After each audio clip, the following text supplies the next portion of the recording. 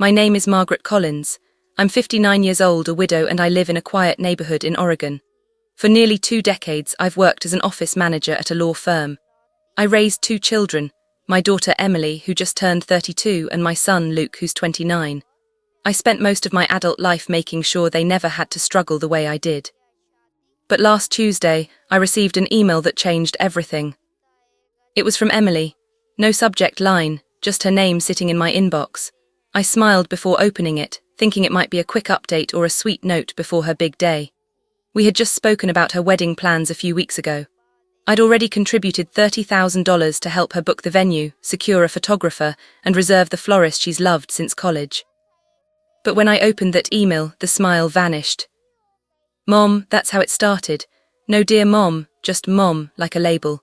Emily explained that she, her fiancé Andrew, and his family had finalized the guest list for the ceremony in Napa Valley.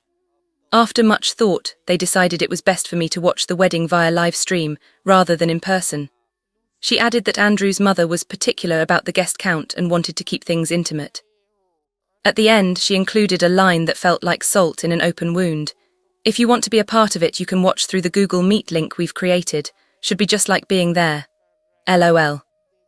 I stared at the screen for a long time. My coffee grew cold. My hands didn't tremble and I didn't cry. Something inside me quietly shifted, like the ground had cracked open, but I was still standing. I replied with just 4 words. Sure, enjoy your big day. No emotion, no argument, just a quiet withdrawal. I knew deep down that those 4 words would echo louder than any scream. I didn't want to fight and I didn't want tears. I wanted clarity. I wanted the silence to speak for itself.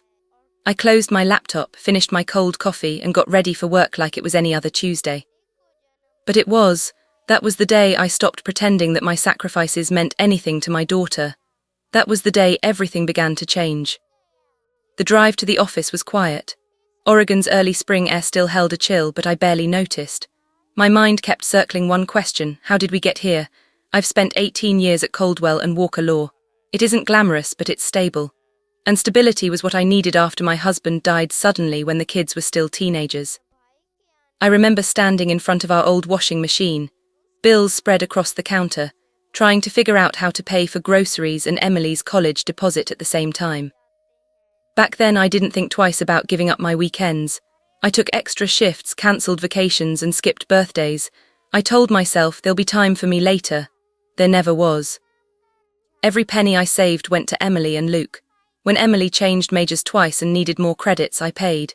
When she moved across the country for a job in New York, I covered her deposit and her plane ticket. When she cried through a breakup at 27, I flew out and made her tea in a kitchen that didn't feel like home. When Luke wanted to buy a house, I co-signed the mortgage and wrote a $10,000 check without hesitation. I never kept score, that's what mothers do, right? But that email made me feel like a transaction, like I'd been useful but now I wasn't. Like I had a shelf life and it had expired. At the office, my boss, Robert, stopped by my desk.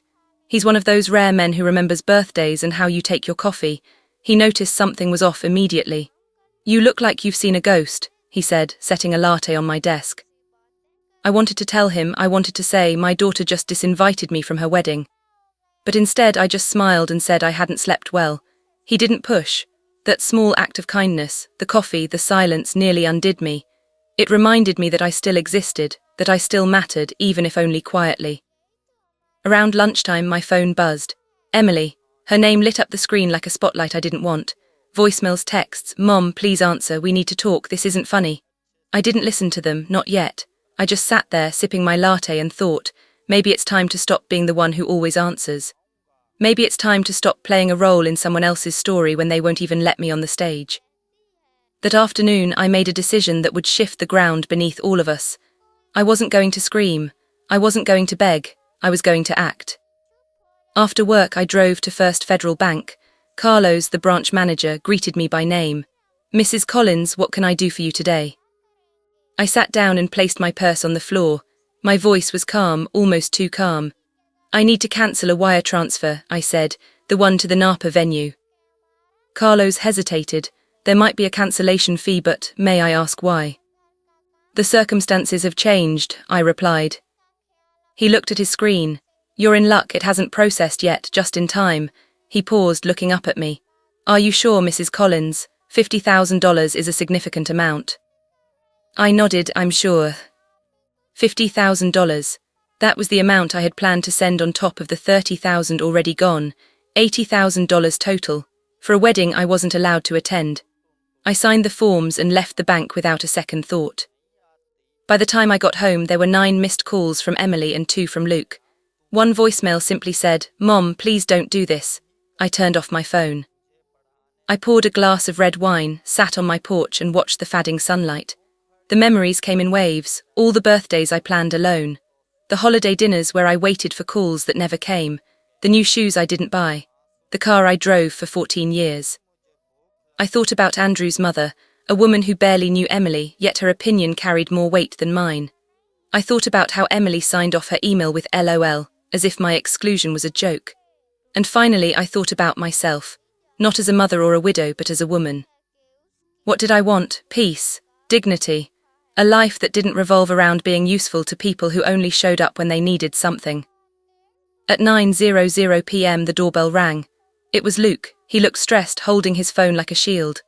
"Mom," he said, stepping inside, "why aren't you answering? Emily is freaking out." I shut the door calmly. "Hello to you too." "She says you're not coming to the wedding now," he paced, "that you're being difficult." I actually laughed. Difficult for not attending a wedding I was uninvited from. "Andrew's parents are footing most of the bill, Mom. You know how traditional they are." I raised an eyebrow. Traditional? I already paid $30,000. I was about to give $50,000 more. "That's not tradition, that's a bribe." He froze. "Wait, you were sending another 50. "I was," I said, sipping my wine, "but not anymore." Luke's face went pale. "Mom, they're counting on that, the venue, the food." "Not my problem anymore," I said evenly. "Of course it's your problem, she's your daughter."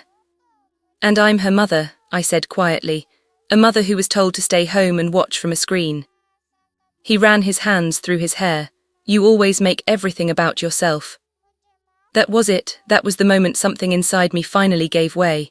"Get out of my house." "What?" "You heard me, Luke, get out." "Mom." "No," I said, firm but soft. "I've given everything I had, and I'm done being the villain in a story I wrote with love." He stood there for a second, then turned and walked out. The door clicked shut. It was quiet, but it felt louder than any slam. I stood in my living room and realized something startling. I didn't feel guilty. I felt free. The next morning I had 43 missed calls. The messages started with passive-aggressive guilt. "Mom, why are you doing this? This is childish." Then the tone shifted to panic. "The venue just called. The payment didn't go through. We're going to lose everything. Andrew's parents are furious. They said this proves they were right about you." At 3:24 a.m. she sent, "I don't understand why you're doing this to me." I smiled into my coffee. Of course she didn't understand. Emily had grown up with my sacrifices woven so tightly into her life that she never stopped to question where the security came from. She just assumed I would always be there. But not this time. Later that morning an email arrived. "Please don't ruin my wedding." She wrote about losing the deposit and the caterer walking away. And then, the kicker, "We can talk about you attending the ceremony, but we need the funds first." There it was, my presence was a negotiation, a commodity to be bartered. I didn't respond. I turned back to my work. I went to lunch with Robert. I told him everything. He didn't judge. He just said, sometimes the hardest part of love is setting boundaries, especially with the people we've given the most to. That evening, Emily's old friend Sophia dropped by. She told me Emily was a mess, the venue was lost, the florist had dropped out and the wedding was crumbling. "Is there anything she can say to change your mind?" Sophia asked. I looked at her and said quietly, "No, there is. Words are easy when people are desperate. But the people who love you don't wait until you cut them off to see you." The wedding never happened, at least not the way they planned. They had a small backyard ceremony weeks later. I wasn't invited, and for the first time I didn't need to be. Emily sent one last long email, half apology, half justification. I archived it. I wasn't angry anymore, I was just done. There's a strange peace that comes with letting go. I wake up now not wondering who needs something from me. I have a new rule: if my presence is negotiable, then so is my effort. I go to work, I read novels, I joined a pottery class. I have dinner with friends who see me, not what I can give them. I've learned something I wish I'd known sooner. You don't have to burn yourself to keep others warm. Sometimes the strongest kind of love is the one you finally give to yourself.